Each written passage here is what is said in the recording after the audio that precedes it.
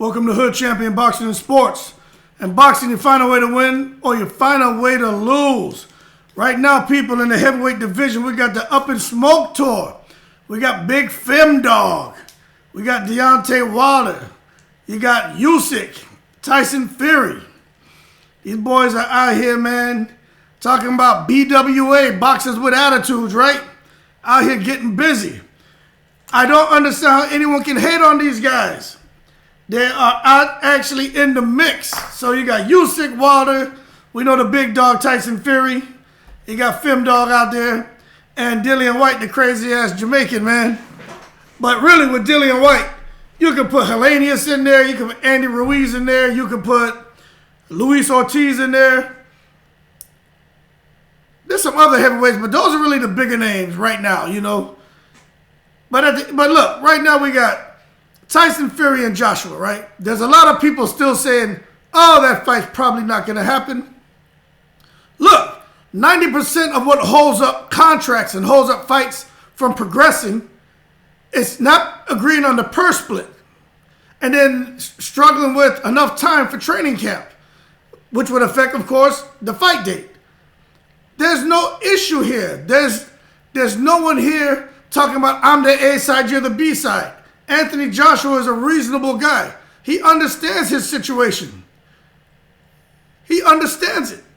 Tyson Fury is the big dog. It is what it is. Okay, so the 60-40 split, not an issue.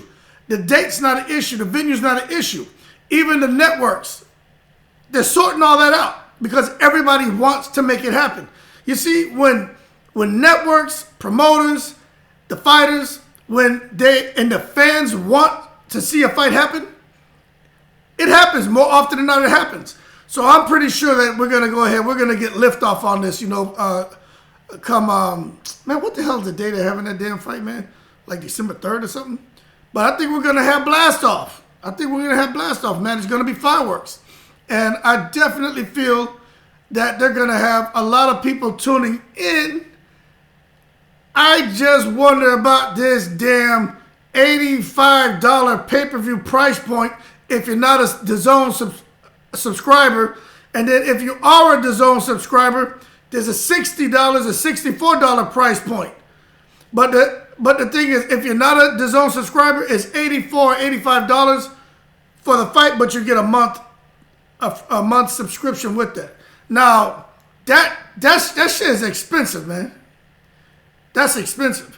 And they're copying this, you know, what they're doing is they just adopted the same model as what they're using this weekend for Canelo and Triple G. Same thing, man. $84, $85. Get a month of DAZN, or if you're already a DAZN subscriber, $60, $64 to watch the fight. Fire Stick people, you better invest in one. I just think that's a bit outrageous, but at the end of the day, what you're having right now with this heavyweight division, right, is you're having a fighter like AJ who has been fighting on DAZN for a while, who's been making good money on DAZN, right, when he was undefeated with all those belts. Follow me on this, all right? You can leave in the comments below if you disagree. So he was making good money on DAZN, undefeated with all these belts. Now he's had 3 losses, okay? Still fighting on DAZN. Gonna be making more money now than he was making when he was undefeated with all those belts. As a result, they're paying him, he's getting more money now. As a result, they have to do the pay-per-view that way. And then you got Tyson Fury, the $500 million man. Give me $500 million to make a fight happen. Now Tyson Fury is coming out here. You gotta pay him. Okay, so that's why you're seeing these pay-per-view price points. And some people are turned off, but you know, it is what it is. I understand what they're doing. I mean, hell, anyone out here who's watching this video right now, you guys should understand, and I'm going to go ahead and assume, even though I don't assume a lot because it makes an ass out of you and me, right? I'm going to assume you guys understand what when DAZN front-loaded Eddie Hearn with all that money, and what's happened over the last few years where they didn't quite get the return on that investment that they were hoping for. As a result, they have to make up ground, and they have to recoup. They've taken a loss. They have to recoup some of that money. And that's why you're seeing the pay-per-views, and that's why you're seeing the type of fights being made right now over there at Matchroom and fights being put on DAZN. They're grand slams. Every fight has to be a grand slam. Now, what they're expecting for Tyson Fury and what's his name, Big Fim Dog, the Up in Smoke tour, they're anticipating 1 to 2 million pay-per-view sales. Now, I'm going to go ahead on a conservative estimate and give them about 800,000. You got to look at Triple G and Canelo. When they fought those first couple times, HBO built them. HBO built those pay-per-views, man. And it was like, 1 million to 1.1 million, something like that. So now, you look at Triple G and Canelo going into a pay-per-view, I doubt they're going to reach that. So now you look at Big Fim Dog and Tyson Fury, I'm just not sure how many pay-per-view sales they can do. I think a lot of people will buy it, but I'm just not sure they can hit a 2 million buys. Like that, these are numbers being thrown out. Eddie Hearn, but even Frank Warren has thrown this out. We know Eddie Hearn will say anything. Okay? Eddie Hearn will say any damn thing. But 2 million pay-per-view buys? In this day and age, this isn't back when De La Hoya was fighting Felix Trinidad, Ike Corte. This isn't De La Hoya, Fernando Vargas. This isn't even Mayweather Pacquiao. Fast forward to where we are. Who the hell getting 2 million pay-per-view sales, man? All right? Now, maybe if AJ was undefeated still, and he had the belts, and he and Fury were coming together for undisputed distinction, man, there would be a lot going into that. Especially if AJ was demolishing the people that we were accustomed to see him doing before he got in there with Ruiz. But right now, it's not that. But still, a lot of people want to see it. I'm just not sure it's going to warrant that price point. But at the end of the day, I think fighters should get as much as they want. So that's what's going on. But, as a result of Tyson Fury saying, hey, I want you, AJ. I'm going to give you a chance to redeem yourself, get a little hardware, get your profile back where you're accustomed. If Joshua clips Fury, right, which it could happen, Joshua can box. And this is the other thing. I did a video about this. On paper, Tyson Fury is supposed to win. I think most would agree, right? On paper, Tyson Fury is supposed to win this fight. But with Joshua and Usyk, that's a unique stylistic matchup. Usyk is slippery. He's clever. He comes in there, he's in and out. He hits you, bing, bing, bing, bing, bing, and then gone. And he's so elusive, so clever, such an excellent counterpuncher that when you are ready to commit to let your shots go, you don't commit the whole way because you know you're going to get touched with something. And that's what you saw happening with Joshua. He had opportunities, man. To me, he should have clipped Usyk in that last fight. He just didn't fight him. He was afraid to fight him. And I understand why. I've never boxed on that level. But I don't care who you are. If you've sparred somebody who has super fast hands and good stamina, and maybe your hands weren't as fast and your stamina wasn't as good, man, that should make you think twice. I'm telling you. I've seen it. I've done that to people, and I had that done to me. I remember I'll be giving stories and shit, but I remember when we had a coach, right? Little short guy, man. I'm 6 feet, right? He's like 5'7", and he be in there coaching us, and we're all sparring. You start to get pretty good and stuff. And anyway, he wanted to spar us all, and first couple guys go in there. He's not trying to kill you, but he's getting busy. So I come in there, and he stepped to me to see how I was going to react, and that's one thing I respected about him. He threw a jab and he stepped into me to see if I would turn him or what I would do. But anyway, when he stepped to me, I turned, and basically like a check hook. I threw the hook and turned him, and then I bumped him and threw the left hand, right? And all the shots connected. And everybody in the gym was like, woo. And he was like, oh, okay. And then he stepped up, he put his foot on the goddamn gas. And every time I would throw a shot, man, that guy was countering the shit out of me. And I couldn't understand how he was doing it. But he was, man, had boxed in the Olympic, he had went to the Olympic trials and everything. But he was just able to watch my body language. But long story short, it can make you not want to commit to shots when someone's countering you. And I remember that. It was funny as hell.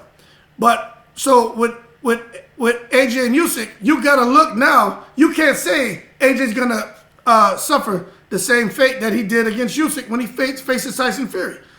Tyson Fury is not a 6'9" Usyk. Even I had got caught up in that for a moment. But you know what? I had to stop and really look at it. You know what Tyson Fury is? You know what the major contrast is between Tyson Fury and Usyk? And this is going to play to Joshua's advantage. Tyson Fury is a big man. That makes him a big-ass target. That means Joshua's going to be able to land more shots than Tyson Fury. Tyson Fury's elusive. Yeah, he floats like a butterfly. He is not Alexander Usyk. So AJ's going to have a lot of success with getting his shots off and touching them somewhere. At the same time, Usyk is not Tyson Fury. So the same way Usyk had to kind of work on an up jab and work on in and out and just feints and stressing Joshua mentally so that he can actually get shots off because he didn't have a reach advantage. Tyson Fury has the reach advantage, and Tyson Fury knows how to use his size. So the same way they're going to be pros for Joshua going into this fight, to have some successes that he didn't have with Usyk in those first two, there's some challenges he's going to face now because he's going to find himself like Wilder, like, shit, how's this man hit me? Because he's in it with someone with equal or more reach and who knows how to use it. So that's the uniqueness of this. On paper, Fury should win. I'm picking AJ because he just doesn't care, and he says he wants all the smoke. So he's the one who's initiated the Up in Smoke tour.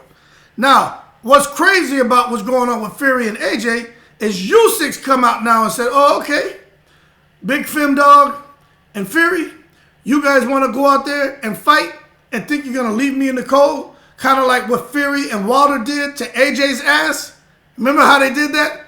AJ was playing cutesy, not wanting to make fights. He had all the belts, 90-10 splits, 100% zero, all them stupid-ass splits, right?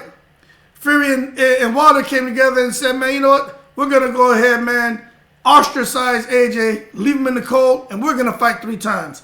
They made $1 gazillion, and now the profiles have been elevated. Joshua's gone on to lose consecutive fights. But now you have Usyk saying, okay, you think you're going to leave me in the cold? No problem. I'll be at Wilder and Helenius fights. If Wilder beats Helenius, I'm going after Wilder. Look at how the tables are turning. The Up in Smoke tour, people get your tickets right now. Usyk is now saying he wants Wilder next. Usyk's not playing because, you know, Fury and AJ, for those of you who are saying, nah, he won't fight Wilder. Why not? Why won't he fight Wilder? He can't sit right here waiting for Fury and AJ. They're going to fight in December. Rematch probably in the summer.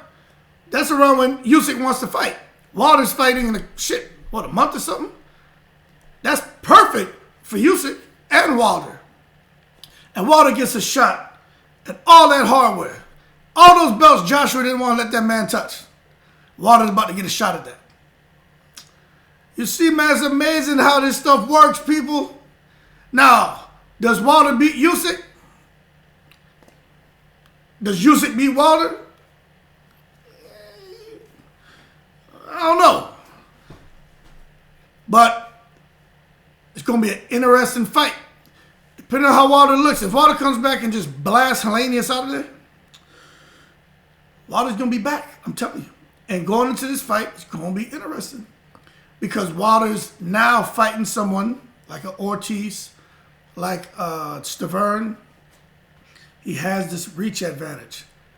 Essentially, for throwing straight punches, he has a speed advantage. He definitely has a power advantage.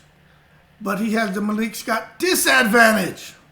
Because Malik Scott is having him in there trying to box like he's a goddamn Bajado or somebody. They're having this man in here trying to box and do all these crazy combinations and all this. I mean, he's not Pernell Whitaker. He's Deontay Wilder. Yeah, you want to incorporate the left hook and stuff. I get it, but damn, let that man do what he does. Because with Deontay Wilder over those 12 rounds, at some point he's going to land. Usyk, the Ukrainian, he can't run forever. But at the same time, if he's touching up Deontay Wilder, it could be problems, man. But at some point, Wilder's going to touch him. And he ain't going to sit there and half commit like AJ. We know Wilder's like, what's that, DGAF? You know, he don't give a you know what. Wilder going to let his hands go. And if he touches Usyk, man, I'm telling you, all 7 continents are going to erupt in joy and glee. Because just to look from where he was, things with his daughter, gotten there, worked his way up, fighting with Fury, losing, coming back, clip Helenius, then clip Usyk and win all those belts. And then he like Fury would have had all the belts. Not at the same time, but he would have had all the belts. Man, interesting. Now, to really spice this up a bit, right? You got Dillian Whyte, who is just fortunate to have Eddie Hearn in his corner. Dillian Whyte sitting out there. Dillian Whyte, you know, he always wants to smoke. If you're going to have an up and smoke tour in the heavyweight division, you got to have a crazy-ass Jamaican, right? This man coming in there, he want to fight Ruiz. He want to fight Deontay. He want to fight Joshua. Dillian Whyte's coming back this year. We're not sure against who. My understanding is Dillian Whyte's coming back this year to fight against Hrgovic. That's a good fight. Could be interesting early, but if Dillian Whyte can get those shots off, Hrgovic's out of here, okay? Because Hrgovic, Zhelang was killing him, but Zhelang's much bigger, much stronger, the big left hand. But if Dillian Whyte can get in there, close the distance, and fight on the inside and get his shots off, Hrgovic's in trouble. But if Dillian Whyte gets past him, then Dillian Whyte's going to be looking at facing Eddie Hearn's trying to line up Wilder or AJ for next summer. So what you have here is very interesting. But at the same time, you got Andy Ruiz and Luis Ortiz, right? Ortiz is waiting to see about fighting the winner of Wilder and Helenius. But the WBC is going to let Wilder fight Usyk. They're not going to sit there and stress that. They're going to let Wilder fight Usyk, and it's going to be on. And then you'll see what happens with Luis Ortiz and whoever else is out there. But that's what's going on with the Up in Smoke tour. AJ and Fury chose to fight, leave Usyk in the cold. Usyk and Wilder are getting it on now. If Wilder can beat Helenius. And then we're going to see what happens with Dillian Whyte getting in there blasting Hrgovic. And then if so, he's going to get in the mix somewhere in here. If not, you got Ruiz and Ortiz, where they all have big fights going on. But pay attention, people. It is getting interesting. Get your tickets. I even may try to get tickets to go to these fights. Take my kids out there and fly out and see some of them. Because this is history, man. This is interesting. But that being said, latest and greatest, you're welcome. And I'm in the breeze.